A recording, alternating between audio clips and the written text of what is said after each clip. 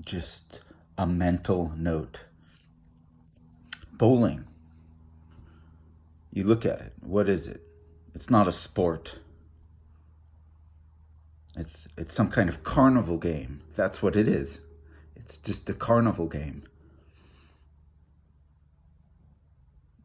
You know, those types of games you go and play in carnivals, like try to get the hoop on a bottle and that type of thing. It's a carnival game. But check this out. What is a carnival game, actually? What are the games of the circus and the carnival? Well, here it is. This is going to surprise everybody. Carnival games are the conduit into our most ancient past. That's what they are.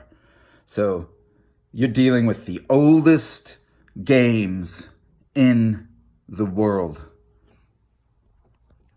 And the most ancient games that are in, we've been playing them hundreds of thousands of years, hundreds of thousands of years. We've been playing games like bowling, setting up little sticks or whatnot. And then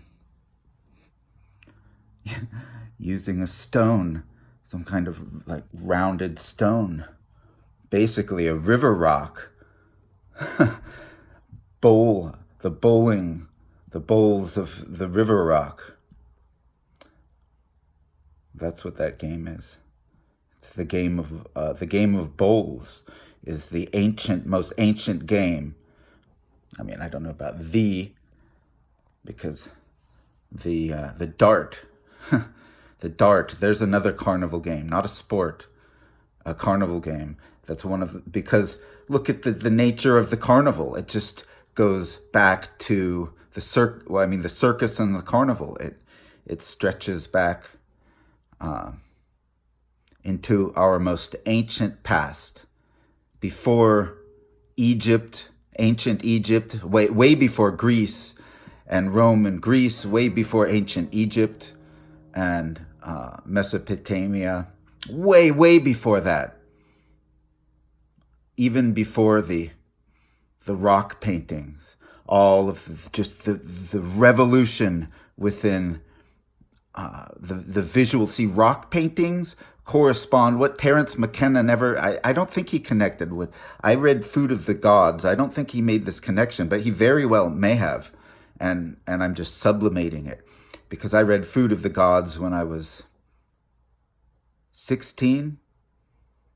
Yeah, that's the book, but it was quite difficult to understand.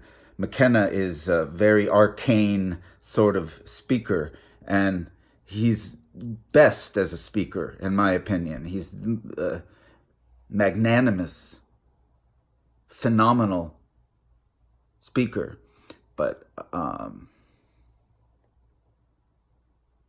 as a writer, even though he's just, because the man is brilliant, he is so brilliant as a writer. He's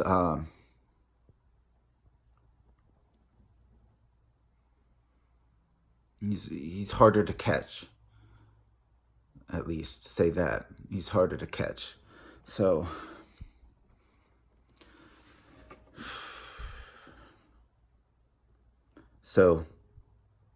Terence McKenna never. He may have made this, but because his notion was that how mushrooms, especially the psilocybe, had affected vision. Because mushrooms, it turns out, like not everyone said carrots are good for vision. Mushrooms are good for vision, especially certain kinds. You know, shiitake and what are all of those precious mushrooms? There's like 10 different kinds of, well, there's a lot more than 10, but, you know, there's like maybe just 5 that are generally known to the public. But the ones beyond that, there's so many gourmet mushrooms out there. Mushrooms are good for you. but his claim was that the psilocybe had the dual impact of affecting humans both spiritually and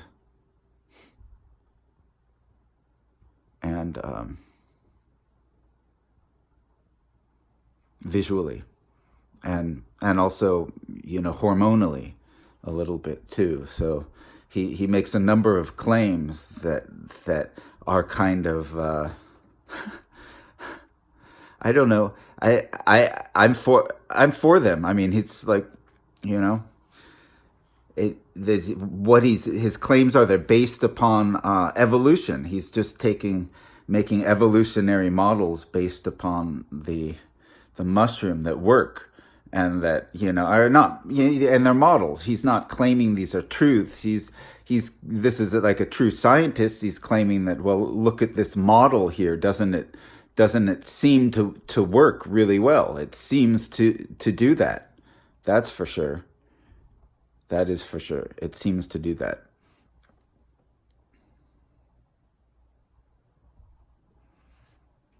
But only people would have to read the book. But so I read the book, but he didn't. I'm not sure if he made this claim, but it seems to me that it had something to do with the eye. But I think humans have always been eye focused. But nonetheless, coming down from the canopy into the savannah, which we historically did, some like 850,000 years ago or something like that. We historically, as a species, we did that. I mean, there's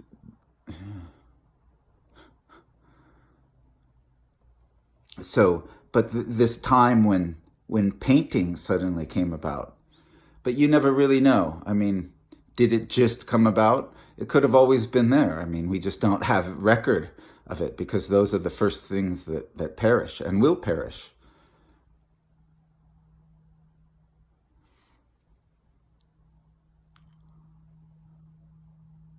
Except that nowadays we have recordings of everything, and facsimiles and that type of thing, or whatever you want to call it. Giclée. It's about originals. Original work is that's what I find. I find people who make prints, printmaking is a cravenly sort of. I mean, it's beautiful. I like it, but not to the extent that people do it. They just there's no art in making 1,000 prints, or even 100. Really, I don't think 100. I think any print. Look at their designs. Why make prints? Just do the original. You're designing it. Design originals. See, the notion of prints is the notion of the artist adds some industrialist. That's what it is. It's like putting art on the assembly line. We steered it. We got it. So we can stamp it and stamp it, right? The art of the stamp. That's essentially what print is. It's the art of the stamp. And definitely, it's a beautiful art. It's a beautiful art. I have nothing against it in any way. The art of the stamp. But it's way more difficult than people like. If you're really good, maybe do 100, up to 100 or something. No more. No more. Never anymore. People who do thousands of prints and stuff, it's cuckoldry. You're being cuckolded. You get that stuff? You like that stuff? I mean, it's just the ease with which these quote. Well, I mean, they're not quote. They're re-antiquated artists. They're re-antiquated, and they're cuckolds. As artistry is cuckolds.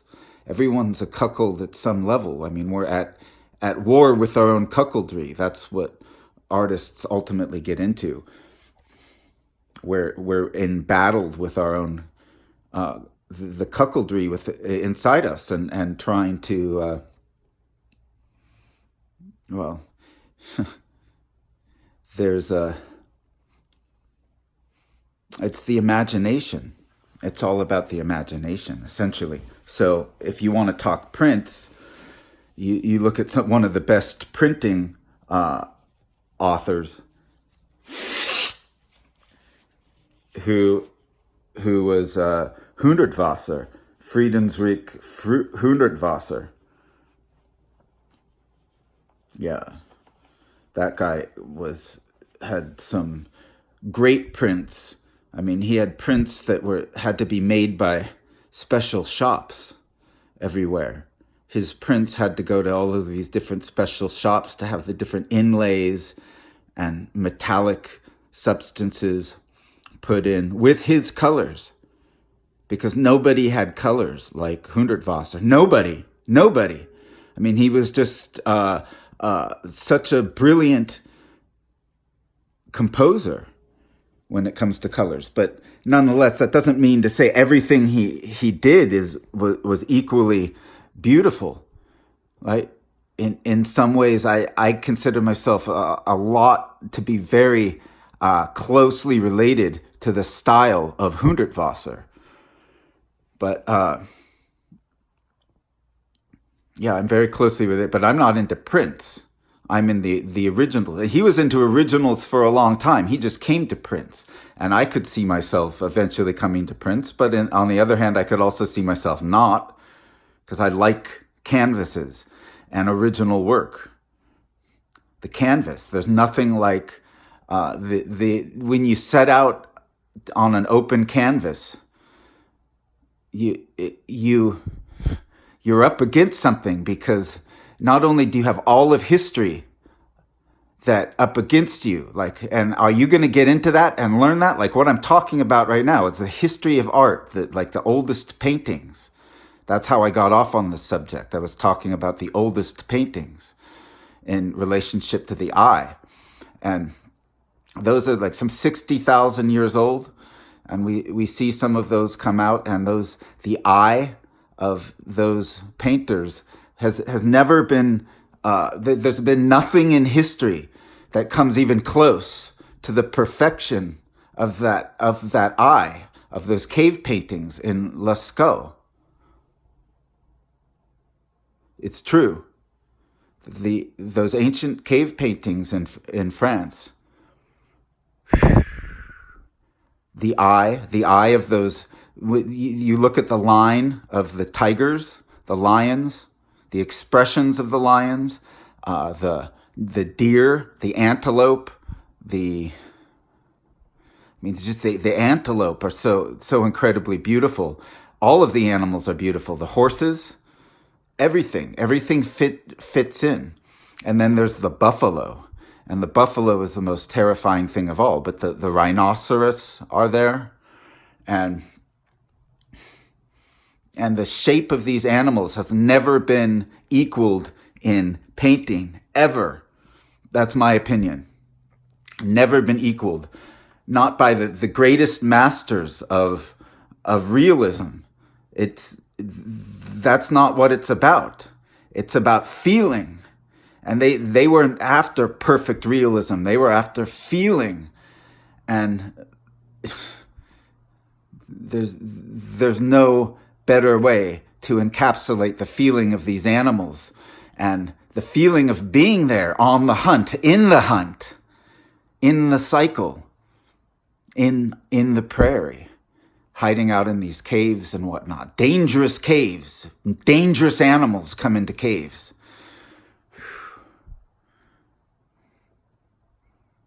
Scary animals, but perfect. And the horses, the beauty of the expressions,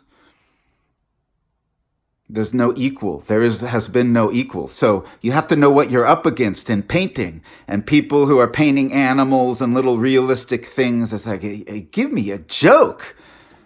Are you serious? Like, have you no curiosity to look to see what was painted before you? Because first of all, it's true, you don't. When you first get into art, you don't get into it out of curiosity for the past. You're into it for the moment and for the experience of perfect Zen meditation that comes about when you have a brush in your hand and you're just dabbling with the ink, with the different colors in different ways, in all sorts of ways, on and on and on. Painting is a meditative experience. And so we have to know what we're up against. And then even then, you have Vermeer and so many others. I just can't even begin to start to list all of the names of all of these people. All of these great artists. But nonetheless, nobody comes close. Nobody from the Renaissance, not Raphael, not even the Zen paintings of the East. I mean, yeah, well, they come close, right? Everything comes close. But the thing is, history has made us paint, has changed our eye, and makes us paint in different ways. That's what history has done to us. And few artists know this. They're artists, as artists, we're doing laps through the pools and ponds of previous generations. Literally, that's what we're doing. And even when we come up with new ideas. But we have to be after something. For me, in art, there's something far more than just representing something. That's the low end of art, trying to represent, dogs catching frisbees on a beach or something. And that's the low end of art to me. To have something say, look here, think this way. Look at the paint here. This is what it's saying. Yeah, I like that. I like that sort of thing. But it can be done very, very well. There's so many ways to approach the same subject. And that's the whole thing that I think people are missing in realism. They're missing that all of the different ways they could be approaching it. And in the end, the eye, the photographic eye has historicized the world. So, and that's the thing. I mean, before the photograph, before the mirror, before everything like that was 50,000 years ago. And the way people were painting back then, the way those shamans and artists of that time, way before history. So perhaps that could be related to the diet of the mushroom also coming in. I don't know. Terence McKenna has a pretty good argument for that. But what we're after in art ultimately is something of the archangelic. That's what we're after. We're not just after painting angels, right? I mean, that's the literal idea. You paint an angel and a cross, and you're saying something religious.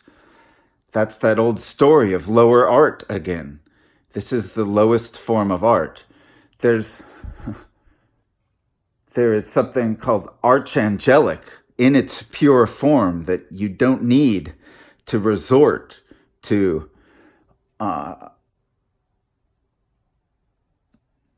the forms of three-dimensional projection onto canvas. That's essentially what you're resorting to. You're making the canvas represent this sort of photographic view. And so you don't see the photograph, the camera came about long before the camera came about, right? And even back then, camera just meant something different. There was always camera. We always had cameras.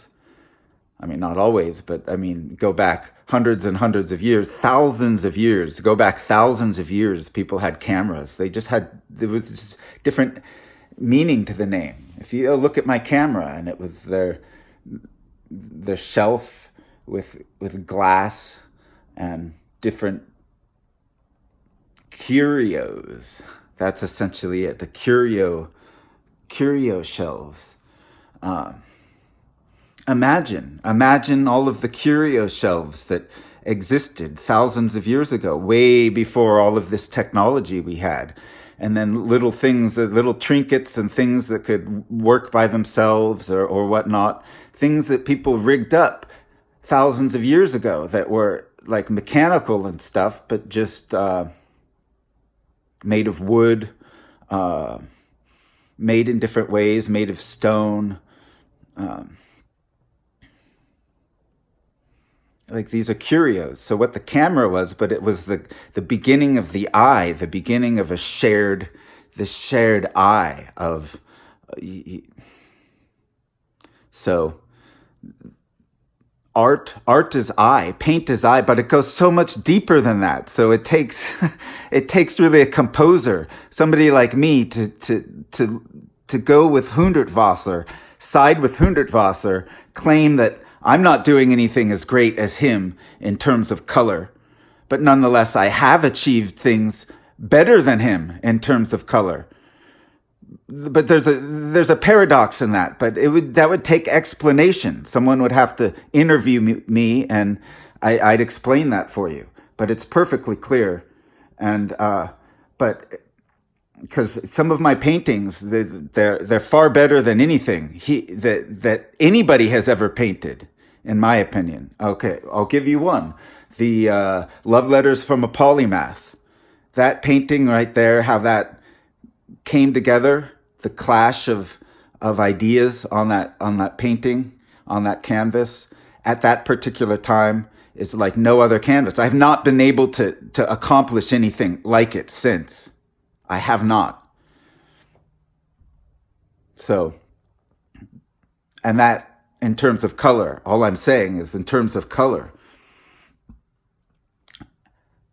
it's way beyond anything Hundertwasser did. Nonetheless, there's no comparison. Hundertwasser, the way he worked with metals and egg tempera, all of his colors were self-originated with flowers and different things. The man was so brilliant. I can't even compare. Like, there's no comparison. I'm far below him in terms of color. I just did something that happened to coalesce because I'm a composer, and I'm a deep composer, and I've been an artist all my life, so nobody else could compose something like that on canvas. Make a musical, that's what I'm doing. I'm making musical compositions on canvas, right? That's the ultimate three-dimensional use of canvas, is to compose music on canvas. Archangelic music. Such a higher aim than it's working with the ears onto canvas, transposed onto canvas. How much harder is that? There's the challenge. I've chosen the harder challenge. The easier challenge is to work technically and then become a technical expert at painting. That's definitely hard to do. But that's being bondage to the visual eye. What I'm saying is, historically, the visual eye was summed up 50,000 years ago. It was summed up. Tigers, rhinoceros, or rhinoceri. How do you say that? Rhinoceroses. The lions, the zebra. I think there were zebra, or at least horses. Lots of horses, antelopes. All kinds of animals. And the buffalo, the herds of buffalo, just, you wouldn't believe it. How perfect those lines are, just with charcoal and just a couple of colors. On some cave wall, too, on an undulating wall. That's what it is. It's undulating. And an undulating surface. And then nonetheless, they paint these images that appear perfect. And they're transcendent, so far transcendent. I mean, really, why? Why anymore? I mean, I don't say why. You don't need a why. Of course we should still paint horses and paint these things. It's important. And if you want to paint and you want to get passionate about that seems like a great way to spend your time studying. is practice painting, what other people painted, which are all of the things around you, all of the things in the world, everything's been painted already in terms of the eye, not terms of lens. There's different arrangements. And so everything is new. Everything is painting. And what did I come with? Like, this whole idea is when we come to a white canvas, an empty canvas, and go at it, you're dealing with an eternity, not only with history, but an eternity of ideas, an eternity of possibilities. It's like it's a finite surface and you have an infinite variety of self-expression, an infinite capacity to say something totally new in a way that nobody has ever said it before. That's the pioneering spirit within visual art, within traditional canvas, going at a blank canvas. That's what it's all about. It's not about the computer and electronifying anything, either with music or visual art. Computer hasn't done anything for it. It hasn't. Nonetheless, the best music is acoustic. The best art is still on canvas. And it's not prints. If you're buying prints, that's cuckoldry. But nonetheless, that topic took me to this topic, the blank canvas. You have an infinite variety of possibilities. And we have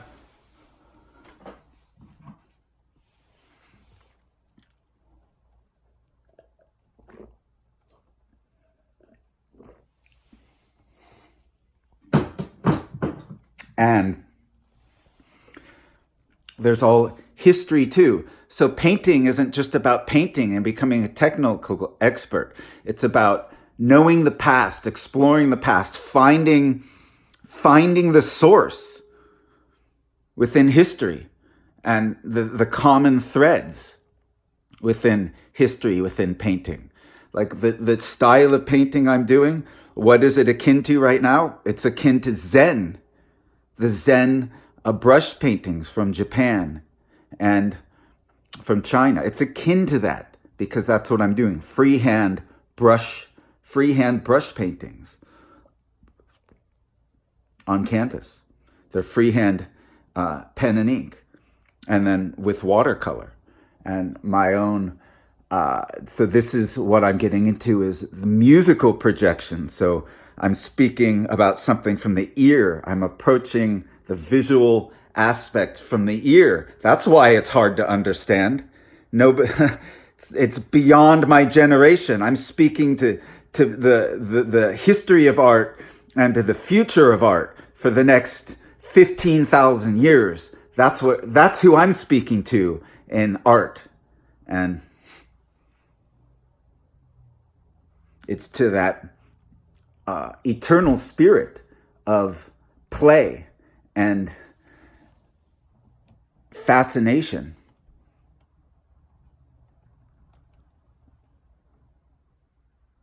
That's open to you. That's open to everyone. All of the pioneers of the open canvas. We are all pioneers. And ever our vision has been one. It's the spirit of painters has ever been one. Our utensils have been divided, but our spirits have ever been after the self-same